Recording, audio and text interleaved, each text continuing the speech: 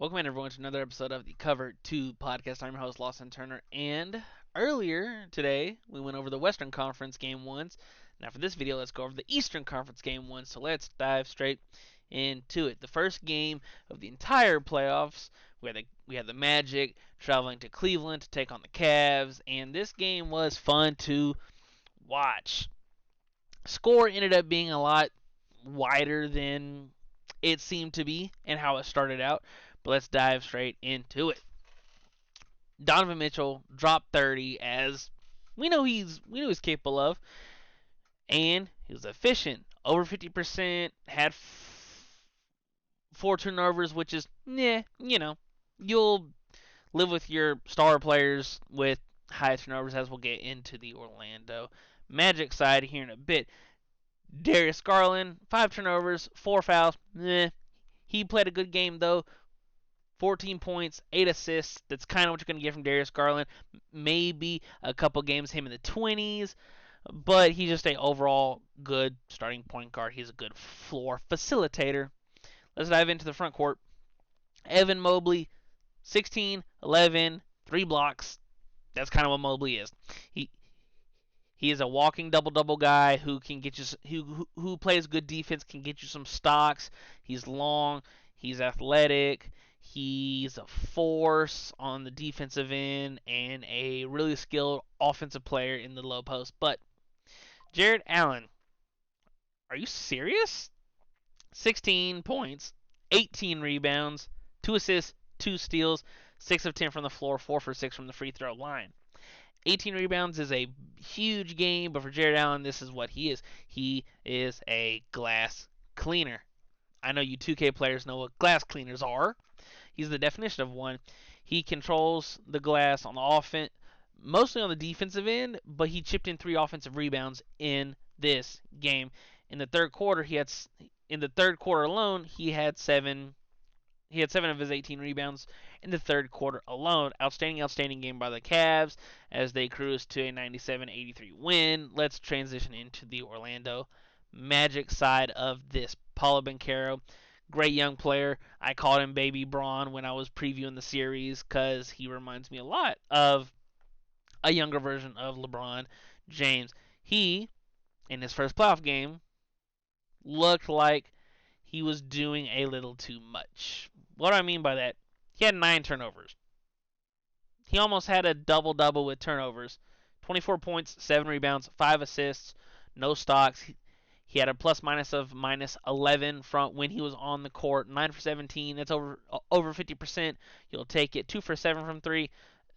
He's not the best shooter. The thing with this Orlando Magic team is, could they generate enough offense to keep pace with the likes of Cleveland? I think that they can, but they didn't show much of that in game 1. Also, 4 for 8 from the free throw line. Paulo, they are free. And I understand we're not expecting, 92% like a Paul George in the regular season shooting, in the low 90s, which is great. But 4 for 8, if you could be 6 for 8 and a consistent, maybe low 80s from the floor, we would love that a lot more of your game, which I love your game already. Franz Wagner, he just looked in. It just didn't look like he was in it mentally. Like he was there, but he wasn't there. 37 minutes, 18 points, 7 rebounds, 3 blocks, a steal, 3 assists. Like these two outstanding wings, they're gonna have to grow together, and they're gonna have to win and lose together. They both have kind of the same skill set. Paulo more athletic than Franz, but both long, good enough defenders, good rebounders, good passers. I was surprised that they started Jonathan Isaac at the 5 to start the game. He had a great game for the Magic. Only 28 minutes, which, we would love to see more of. But he had 10 points, 5 rebounds, an assist, 3 steals, 3 blocks. He was everywhere on defense, but it wasn't enough. Jalen Suggs in 32 minutes shipped in 13 points, 4 for 16, not very good. 1 for 7 from 3. We know you can be a lot better in your role. I was surprised that they had, Gary Harris more on Donovan Mitchell than Jalen Suggs.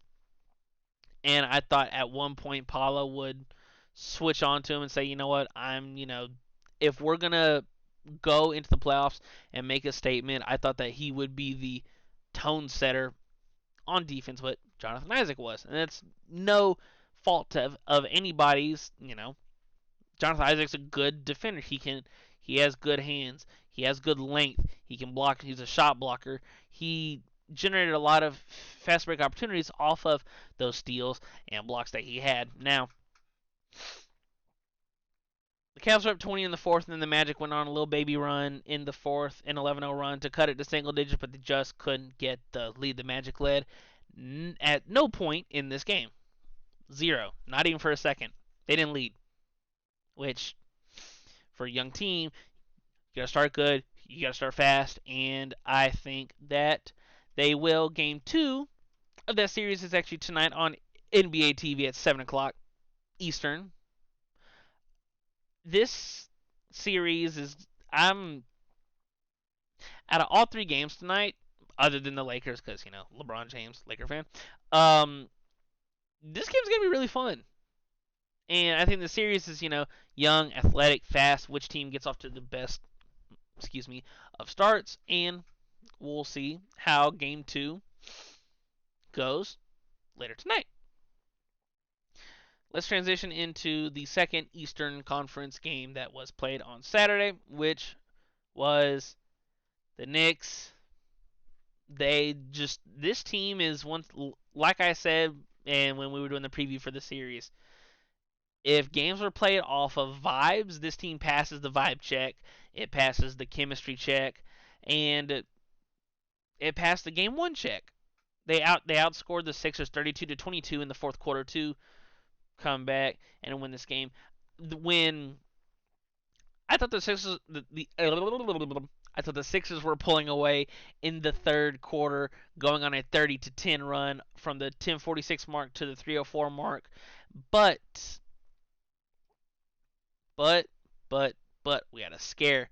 Joel Embiid off a self alley-oop off the backboard to himself, which no shit, Lawson, self alley. It was a scare because he was on the floor for a very, very long time. Ended up going to the locker room. Ended up coming back later on in the game, but you can tell it was bothering him. And I don't know if he doesn't trust the knee. I don't know if there's any kind of, if he feels any discomfort. If it's oh shit, this could be the end of my season. Maxey played a good game, 33 points, 4 assists, which we want to see that up from Maxey. 2 blocks, 53.8, will round up to 54% from the floor, shooting 14-26, 3 for 9 from 3. Late in the game, though, a Kyle Lowry performance in 38 minutes, 18 points, 4 rebounds, 2 assists, 1 steal, 1 block. I tweeted this out on Twitter at the Cover 2 Pod 26. That will be linked in the description if you want to check that out. We can interact on Twitter during the games. Kyle Lowry taking over a Nick Nurse coach team in the playoffs. We've seen that before. We've seen that before. Some things just don't get old. I thought Kelly Oubre played a really, really good game, especially on the defensive end. He had 5 steals and a block. That was great. We love seeing guys that get stocks being steals and blocks. Tobias Harris was, I'm not going to say a no-show offensively. He had 7 points, 3 for 7. He did chip in 9 rebounds and help control the glass. Nicholas Batum, 1 for 4 from 3. That's about what Nicholas Batum, maybe a little bit more. Maybe, a 2 for 6, a 4 for 9 on some nights from 3. One thing that kind of amazed me, Buddy Hield in the first quarter had 2 minutes. He played 2 minutes of the second quarter. No show in the third, and then played 5 minutes of the fourth and was 0 for 1 from the floor, which was not wide, but a good look for a sharpshooter that Buddy Hield is from 3. I expect Buddy Hield to get more than 10 minutes a game. I mean, he's a sniper. He is a absolute sharp shooter. And why is he not in the game to, space the floor out for Joel and Maxey? I don't know. I have no idea. No idea, not even in the slightest. But Joel chipped in 29. Like I said, Maxey 33, both good games. Joel had 12 free throws because, of course, he did what Joel does. But let's turn to the box score of the New York Knicks. It seemed as if every time they needed a big play, it was their three. It was, you know, Dante on the defensive end. It was Jalen Brunson on offense, even though he was very inefficient, 8 for 26 this game, only had 22 points, which over the past month and a half we've seen him be the superstar that he can be. But Josh Hart took over late. In the fourth quarter, he had 13 of his 22 points and played the whole fourth. It was outstanding. He was flat out awesome to watch. Also chipped in 13 rebounds and 2 assists. Mitchell Robinson got 30 minutes though, which I think he's a really good young defensive big. Chipped in 8 points, 12 rebounds, 1 assist, a steal, and 4 blocks protect the rim against the Sixers.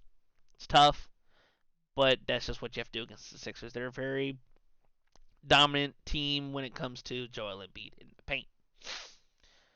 Other than that, everyone else kind of did their thing. You had OG Anunoby played 31 minutes, good defense, and chipped in 11 points. You had Bogdanovich in 24 minutes, give you 13 points and 7 rebounds, 3 for 6 from 3, 4 for 12 from the floor. As a whole, Jalen Brunson had, like I mentioned, 22. He also had 7 rebounds and 7 assists and a steal. 5 turnovers. Not ideal, but you'll live with that if he can, control the floor as he did late in that game. And game 2 is tonight. Game 2 is tonight at 7:30 on TNT. It is the first of the TNT doubleheader. And I'm excited. I think that this series is going to be so fun because you have the Sixers, who are not your typical 7 seed, taking on the Knicks, who kind of they didn't shock us. They didn't come out of nowhere. We knew Jalen Brunson was a good player, but to get the 2 seed, they did an outstanding job this year, and they took care of home court in game 1. Let's transition to Sunday, in which this was the series that I was the most I didn't get a preview up due to illness yesterday, under the weather, but this Boston team's just gonna beat the. They're gonna Goomba stomp the Heat. I said Jalen. Jason Tatum, not just his first career playoff triple double, 23, 10, and 10, 7 of 18, 1 for 8 from 3. Not, as I mentioned in previous videos, or in the Timberwolves Suns preview, there are just some players I don't like. I just don't like Jason Tatum. I don't know what it is. I don't know if it's a stigma. I don't know what the case may be. I just don't like him. Not saying he's not a great NBA player. He's outstanding. You can make an argument he's top 10. He's great, fantastic. I just don't like him. And there's just some players that some people just don't like. He's still great, by the way. He's a good player. I just don't like him. 7 of 18, 38.9% from the floor. We saw Jaylen Brown chip in 17 and 8 rebounds and was 6 for 12 from the floor, 3 for 5 from 3. Porzingis did what Porzingis, does. He's a 7'3" gigantic floor spacer. We saw him pull up from, 29 and 30 in the second quarter, which he's perfect for this team. He protects the rim, spaces the floor, and does what this Boston team really needed. Now, my favorite player on the Celtics, Derek White, I love his game. I love everything about him. There's something about those hard-nosed players that They're going to pick up the first or second best player on the opposing team on defense, and he just does whatever they need. He had 20 points, 3 rebounds, 4 assists, and a block shot, 6 for 10 from the floor, 4 for 8 from 3. I I just love watching him play. It's like every time they need a spark, Derek White comes up with a big play on offense or defense.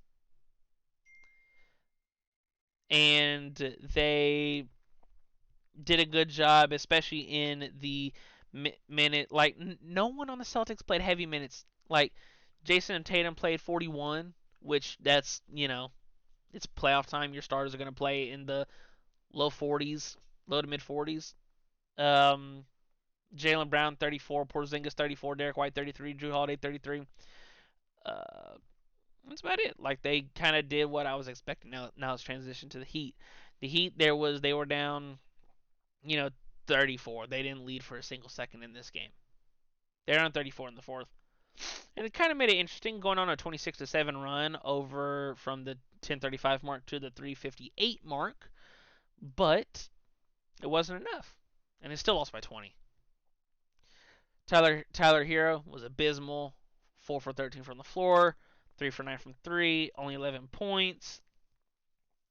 Bam did what Bam kind of does, 24 and 6. No stocks though, which it's going to be interesting as to who Bam guards, because when the Celtics just go 5 out, where's Bam gonna is Bam gonna stick Porzingis 28 feet from the rim? No, they're probably the Miami Heat are going to make adjustments.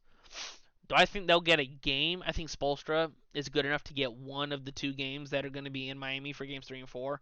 But other than that, I don't see it going past 5. And I would be pleasantly surprised if it went 5. We saw Jaime Jaquez have a good, game. 16 points, 4 rebounds, 4 assists, and a steal. But with no Jimmy Butler, there's almost nothing to really like. No Terry Rozier, no Jimmy Butler, no cigar.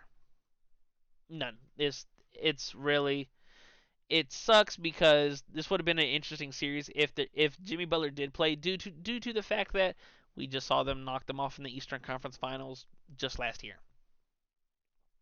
Even though this is a different Boston team, it still would have been, entertaining. Now let's move on to the last Eastern Conference playoff team. I mean game, not team. The Milwaukee Bucks beat the Pacers 109-94, and they were up 30 in the second quarter. This Damien Lillard, I he gets my flowers. Like 35 in the first half, crazy. Now he ended the game with 35, going 0 for. He went 0 for 5 in the second half, but he didn't need to even score a single point in the second half because Chris Middleton chipped in the second half, 23 points, 10 rebounds, 4 assists, 9 for 14 from the floor, very efficient. Still, working him in him, working Chris Middleton back to how Chris Middleton was pre-injury, because Chris Middleton was that closer for the Bucks. He really was. Everyone played, you know, heavyish minutes. Dame led the way with 37 minutes. Pat Bev with 36. Chris Middleton with 34. Brook Lopez 31. Brook Lopez did a really good job protecting the rim and had a crazy poster with when the game was already out of reach late in the fourth quarter. Malik Beasley chipped in 3 threes. That's, what Malik Beasley kind of does. Let's move over to the Indiana side. Pascal Siakam, I tip my cap to you. 36, 13, 2 assists, a steal, 2 blocks, 15 from 25. He was the only reason why it was relatively. I understand they were up 30 in the second quarter, so it's not really kind of close. But they made their runs in the second half. The Pacers could not hit a 3 early. They just were doinking everything. They ended up shooting 8 for 39 from the floor. from three, which is just under 21% at 20.5. Tyrese Halliburton, you wanted this matchup. You thought you matched up well against the Bucks. I thought you did as well. 4 for 7, 9 points, 7 rebounds, 8 assists. More. I want more because we saw you dominate this team in the regular season and in the play-in tournament. We saw y'all bumping gums and talking shit back and forth. You wanted this matchup. I wanted you guys to play them at any point in the playoffs, but I don't know. I need to see, and you played 37 minutes. I want more. We want to see the flash. We want to see the high-paced offense. This team led the league in scoring. We want to see that. Miles Turner played a good in, well, not shooting the ball wise because he shot 5 of 17, 3 for 10 from 3. That's just under 30%. But 17, 8, 2 assists, 2 steals. Everyone else kind of, didn't do much because they couldn't get anything going offensively. They shot 39.6% from the floor. And the Bucks defense has been better under Doc Rivers. Like Neesmith 7 points, Nimhart 6 points, Obi Toppin 4 points, T.J. McConnell 10 points off the bench. Like no one outside of Pascal Siakam who brought it and was trying desperately to will this team back. But the deficit was too large as the Bucks take game 1. Game 2 of that series is Tuesday. Tuesday. On NBA TV at 8:30. I'm excited for all these series. It's playoff time. I mean, what's there to hate? Playoffs. We love it so much. That's about all I have for the Eastern Conference games. Let me know your guys' thoughts and opinions in the description below. Who's gonna win all these series after game 1? Are you still feeling confident? Are you still feeling confident that the Knicks could, I wouldn't call it an upset, but can the Knicks hold on? Will the Celtics sweep? When Giannis comes back, what's this Bucks team gonna look like? What's the pecking order? And will the Magic end up getting? Will they strike back in Game 2 tonight? That is, God, I love the playoffs. Well, I'm not gonna ramble on any longer. Thank you guys for watching for the Cover 2 podcast. I'm Lawson Turner as always, and I will talk to you beautiful people later. Peace.